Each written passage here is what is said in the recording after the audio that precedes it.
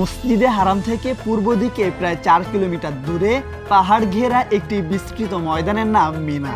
বর্তমানে পুরো মিনার ময়দানে আধুনিক ফায়ারপ্রুফ তাঁবু দিয়ে আবৃত, তাই এটি আর খোলা ময়দান বলে মনে হয় না। মিনা শব্দের অর্থ হলো প্রবাহিত হওয়া। হজের অংশ হিসেবে এখানে কুরবানি আদায় করা হয় এবং পশুর রক্ত প্রবাহিত হয়। এই সূত্র ধরেই এই স্থানের নাম হয় মিনা।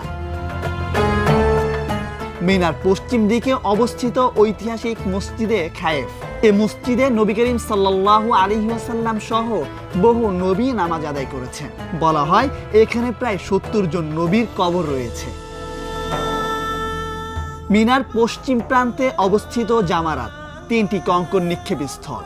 এগুলোকে বলা হয় জামারাতুল সুগরা ছোট শয়তান, জামারাতুল উস্তা মেঝো শয়তান, জামারাতুল উকবা বড় শয়তান। হযরত ইব্রাহিম আলাইহিসসালামের সময় শয়তান তাকে পথভ্রষ্ট করতে 3 বার সামনে এসেছিল।